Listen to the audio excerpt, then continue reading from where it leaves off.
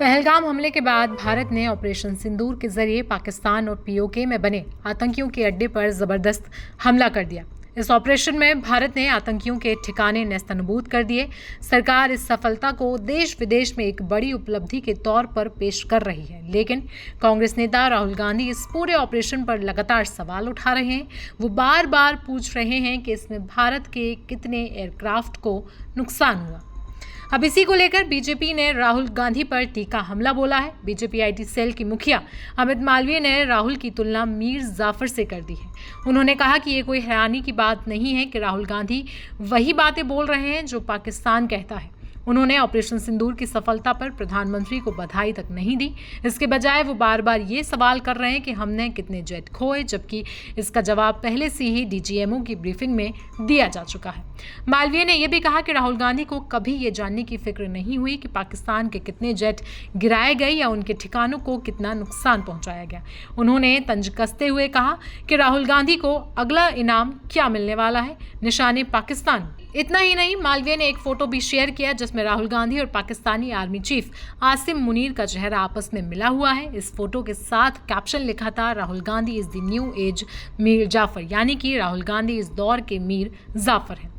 अब जरा आपको पीछे ले चलते हैं। मीर जाफर वो शख्स था जिसने बंगाल के नवाब सिराजुद्दौला से गद्दारी करके 1757 में प्लासी की लड़ाई में अंग्रेजों का साथ दिया था। तब से मीर जाफर को भारत में गद्दारी की मिसाल के तौर पर याद किया जाता है और यही खिताब बीजेपी ने अब राहुल गांधी को दिया है।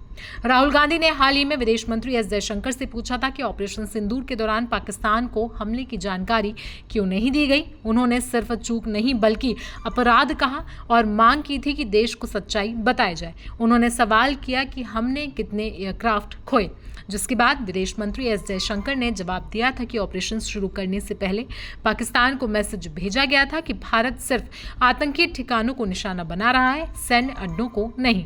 मतलब यह था कि पाकिस्तान अगर टकराव से बचना चाहता है तो पीछे हट सकता है, लेकिन पाकिस्तान ने यह सलाह नजरअंदाज कर दी। बता दें कि एयर मार्शल ए.के. भारती ने भी प्रेस कॉन्फ्रेंस में बताया था कि हम एक तरीके से युद्ध जैसी स्थिति में हैं और ऐसे में नुकसान होना कोई बड़ी बात नहीं है, लेकिन सबसे अहम बात यह है कि भारत का मकसद पूरा हुआ और सभी पायलट वापस सुरक्षित घर लौटे। अब इस पूरे मामले पर सियासत तेज हो गई है। एक तरफ सरकार और सेना का कहना है कि ऑपरेशन पूरी तरीके से कामयाब रहा, तो दूसरी तरफ राहुल गांधी और उनकी पार्टी कांग्रेस लगातार ऐसे सवाल पूछ रही है जिनके जवाब सरकार नहीं दे पा रही। वहीं बीजेपी का कहना है कि राहुल के तेवर और बयान देश से ज्यादा दुश्मन के काम आ रहे हैं। ऐसे में कांग्रेस नेता पवन खेड़ा ने क्या कुछ कहा है, चलिए आपको वो सुनवा देते हैं। कि कितने हमारे जो है विमान गिराए गए और क्या कुछ है जानकारी दिया जाए। लेकिन अब बीजेपी की तरफ से पलटवार हो रहा है।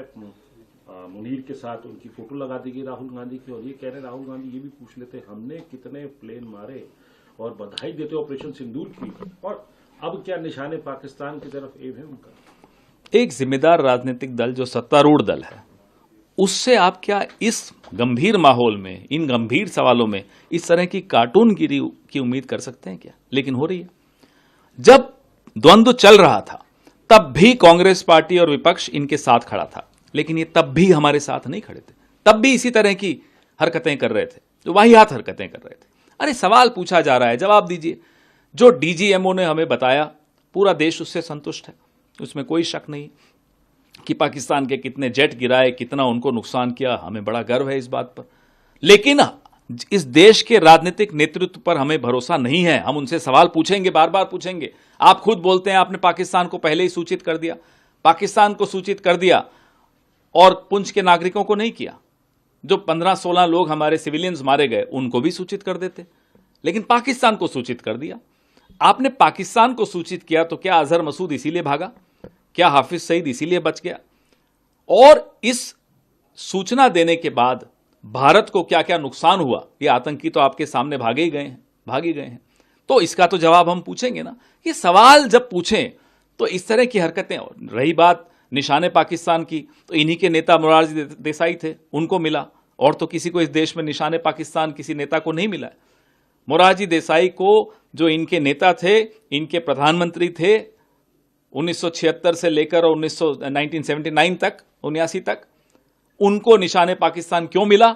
क्योंकि उन्होंने जनरल जियाउल हक को रॉ की तमाम गोपनीय सूचनाएं लीक कर दी थी। और ये इतिहास में दर्ज है, कोई व्हाट्सएप यूनिवर्सिटी की बातें नहीं है ये। और उसके बाद उन्हें निशाने पाकिस्तान कब मिला? जब विश्वनाथ प्रताप सिंह की भाजपा समर्थन की सरकार थी केंद्र में, तब उन्हें निशाने पाकिस्तान मिला। फोटो में देख लीजिएगा गूगल पे। तो निशाने पाकिस्तान के और भी हकदार हैं। लाल कृष्ण आडवाणी जी जो मजार पे जिन्ना के गए और कहा कि ये तो सबसे बड़े सेक्युलर आदमी यही है पूरे विश्व में।